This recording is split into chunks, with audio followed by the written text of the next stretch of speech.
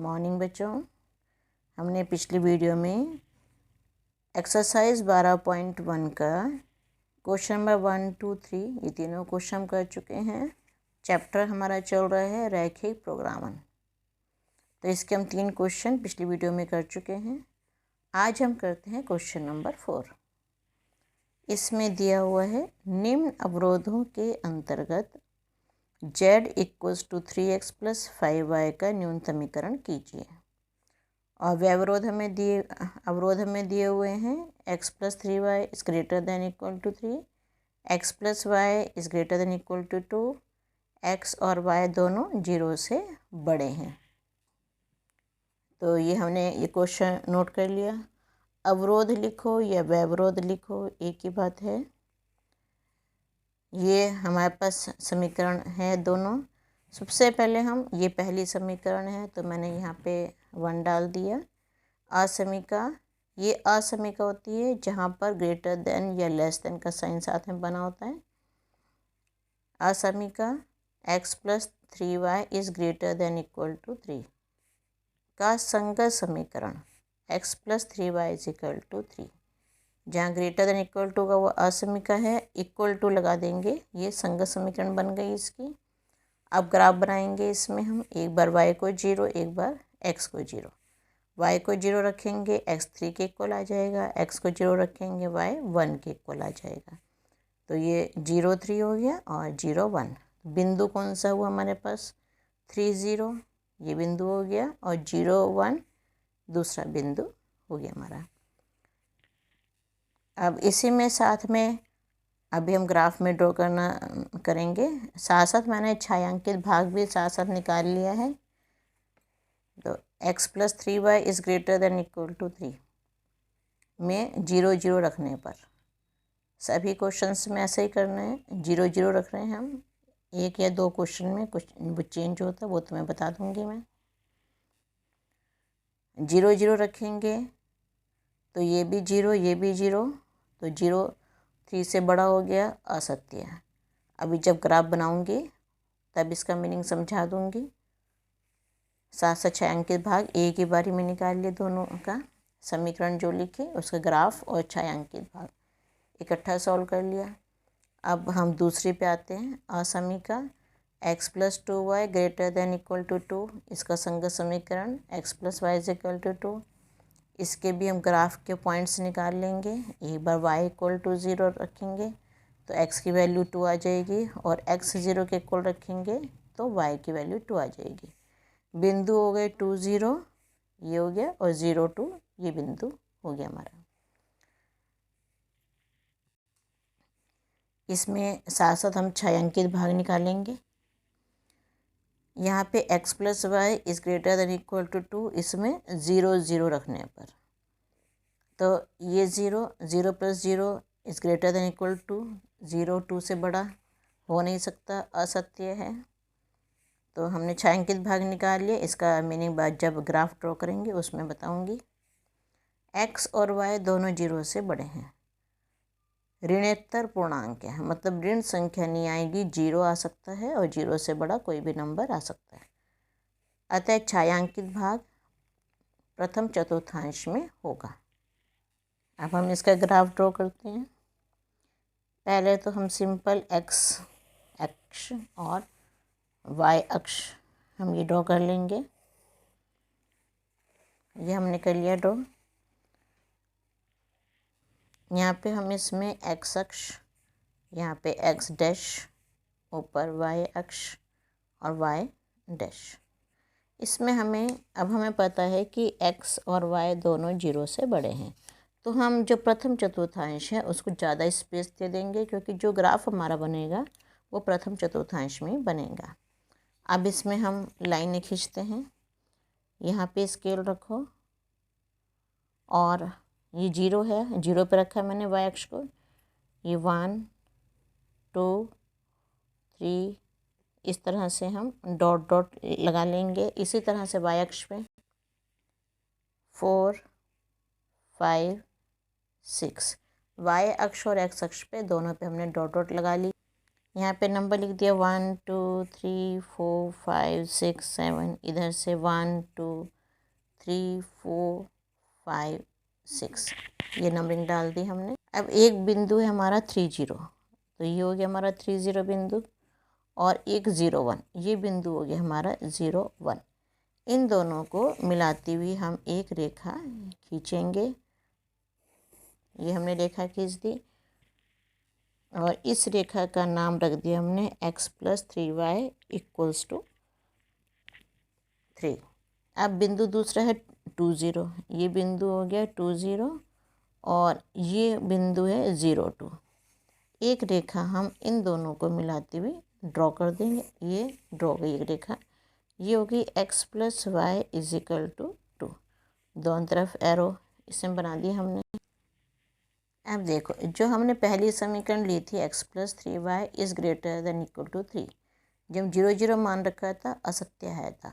असत्य का मतलब होता है कि जिस तरफ 0 है उस तरफ शेड नहीं होगी। 0 मूल बिंदु होता है, तो जिस तरफ मूल बिंदु है 0 है उस तरफ शेड नहीं होगी, उसके अपोजिट साइड होगी।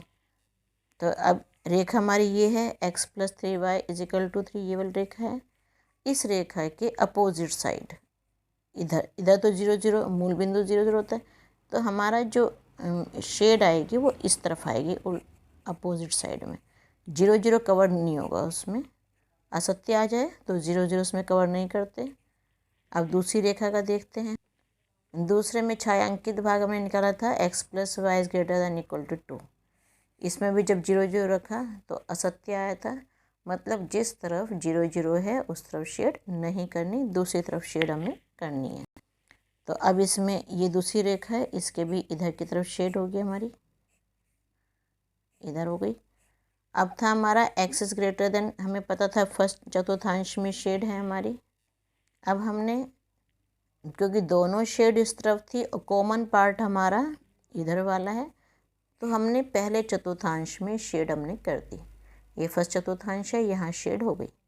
अब हम इसका निकालते हैं निम्नतम मान। अब इसमें हमारे बिंदु आ रहे हैं शेड वाले। एक तो ये बिंदु हो गया, ठीक है, 02 हो गया। एक हमारा ये बिंदु आ रहा है, यहाँ से आगे शेड जा रही, ये बिंदु हो गया। अब एक बिंदु ये वाला है। अब जैसे, अब तुम्हें ग्राफ तो मिलेगा नहीं एग्जाम्स में, इसी कॉपी में देखना पड़ेगा आपको। अब इसमें से करने में दिक्कत होगी, कैसे तुम यहाँ लाइन खींचो, कैसे नापोगे, कुछ रॉन्ग हो गया तो एक बिंदु ये है, आपको पता है कि शेड इससे ऊपर है, तो हम क्या करते हैं, इन दोनों का प्रतिच्छेद बिंदु निकाल लेते हैं। अब हमने इन दो x + 3y = 3 और x + y = 2 का प्रतिच्छेद बिंदु निकाला। दोनों को यहाँ रफ में सॉल्व कर लो, फेयर में सॉल्व करने की जरूरत नहीं है इनको, क्योंकि ये तुम काम 8वीं क्लास से कर रहे हो। ये दोनों रेखाएं मैंने ले ली और माइनस करा, x कैंसिल हो गया, 3y में से 2 1 y गया, 2y बचे, इधर से 3 में से 2 गया, 1 बचा। y की वैल्यू आ गई 1/2। y की वैल्यू हम इस वाली समीकरण में रख देंगे और इधर इससे हमारी x की वैल्यू आ जाएगी 3/2। मेन में ये लिख दिया कि x की वैल्यू 3/2 और y की वैल्यू 1/2। जो रफ काम भी आप करते हैं वो साफ साफ करा करो, क्योंकि उसमें भी अगर थोड़ी सी गलती होगी, अगर बीचा बीचा करा, तुमने ज़्यादा कंजस्टेड करा, तो उसमें तुम्हारी वैल्यूज़ गलत आने की संभावनाएं बढ़ जाती हैं।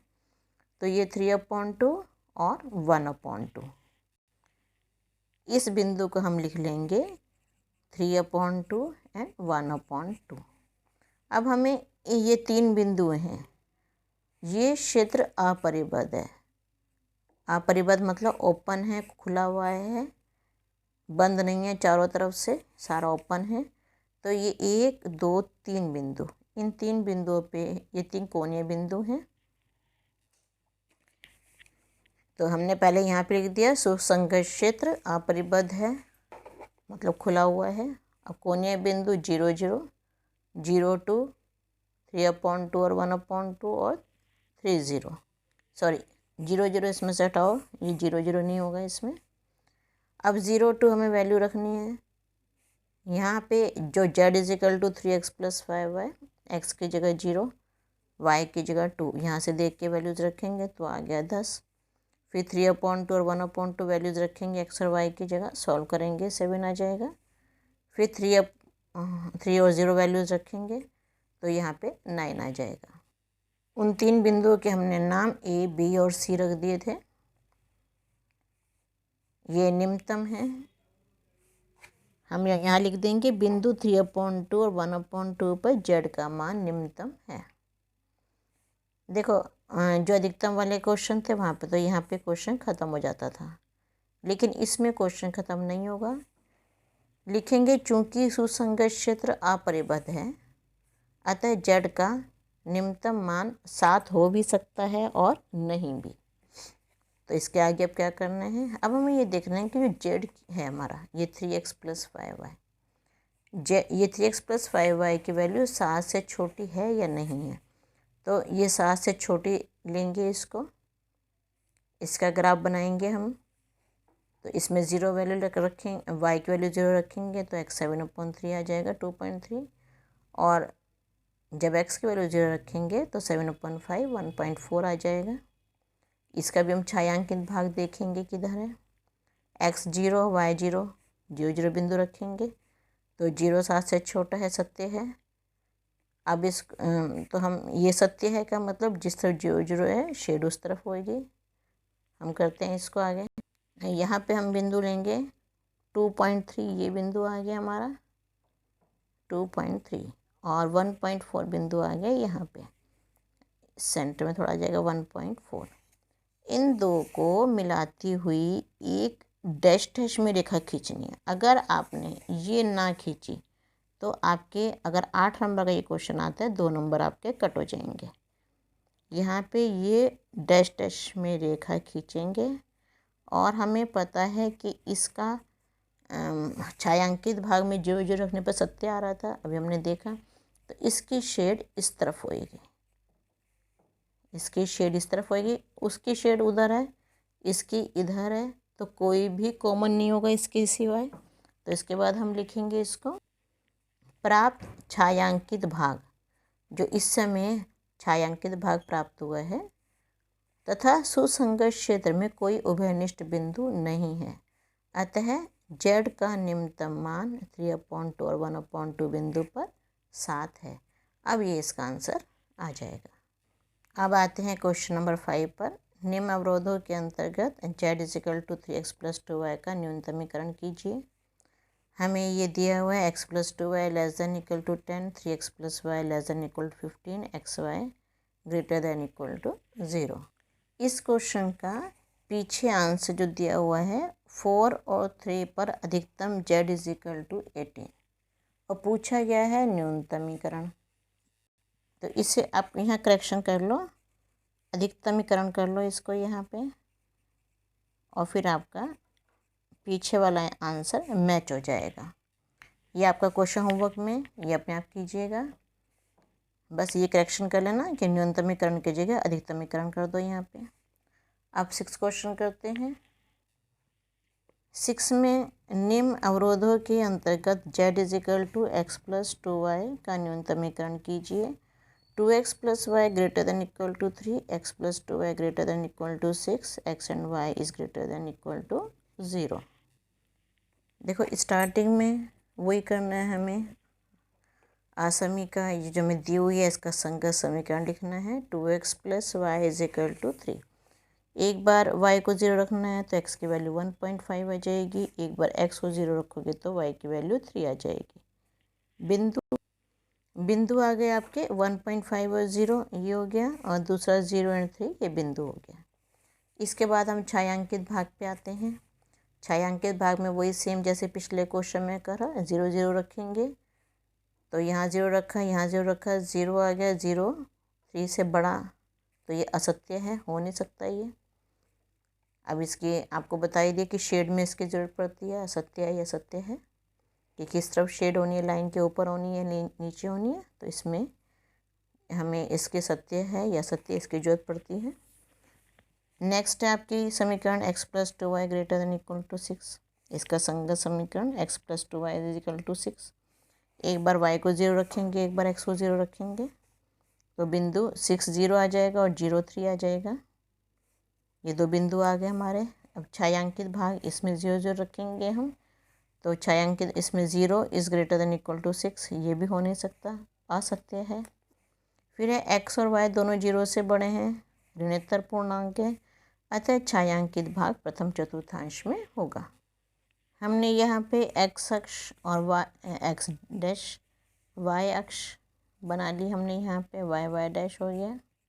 इसी तरह से आपको बताया था कि एक एक पॉइंट पे हम डॉट लगाते जाएंगे और नंबर लिख देंगे। अब हमारे पास एक बिंदु है 3/2 मतलब 1.5, ये हो गया हमारा 1.5, यहाँ आ गया 1.5 एंड 0। और दूसरा है 0.3, ये हमारा बिंदु 0.3 है। इन दोनों से मिलाती हुई डार्क लाइन खींचेंगे, एक सिंगल लाइन खींचोगे ताकि ज़्यादा बुकाटा पीटी ना हो। आपकी लाइन का नाम लिख दोगे 2x + y = 3। अब आपने देखा था कि इसमें 0 की तरफ से असत्य था छायांकित भाग, तो इसका मतलब जो शेड होगी वो इस तरफ होगी, इसके दूसरी साइड शेड तो जहाँ 0 आएगा उस तरफ शेड नहीं होगी। अब अगला हमारा बिंदु था 60, ये 60 हो गया और 0.3 सेम है। यहाँ पे भी अब एक लाइन ड्रॉ करेंगे हम, ये हमारी लाइन का नाम हो गया x + 2y = 6, लाइन का नाम लिख दिया हमने। यहाँ भी आपने देखा 0 रखने पर सत्य था, तो इसका मतलब लाइन के ऊपर की तरफ शेड होगी। तो इन दोनों लाइंस की शेड का कॉमन एरिया हमारा ये आ रहा है, इसको यहाँ पे ऐसे शेड हम कर देंगे, ये कॉमन एरिया है। इसमें हमसे न्यूनतम मान पूछा गया है।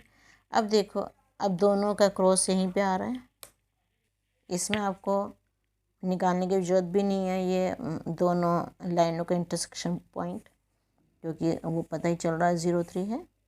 अब सुसंकृत क्षेत्र अपरिबद्ध है, इसमें कोणीय बिंदु देखेंगे 60, कोणीय बिंदु का मीन्स जो बिंदु कोने कोने पे, एक तो यहाँ से शेड शुरू हो रही है ये बिंदु, एक यहाँ से शेड शुरू हो रही, ये दो बिंदु कोणीय बिंदु हैं हमारे, एक हो गया 0.3 और एक हो गया 60। तो वही हमने यहाँ पे लिखे 60 एंड 0.3। वैल्यूज़ पुट करेंगे, यहाँ पे ये 6 आ जाएगा, x की वैल्यू 6 और y की वैल्यू 0, 6 आ गया, x की वैल्यू 0, y की वैल्यू 3, तो 3 to the 6 आ गया। दोनों सेम है इसमें।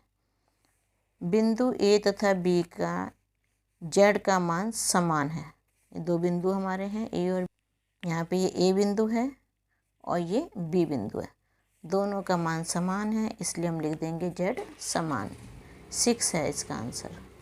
अब देखो इसका आंसर में लिखा है 60 और 0.3 को मिलाने वाली रेखाखंड पर स्थित सभी बिंदुओं पर न्यूनतम मान z = 6।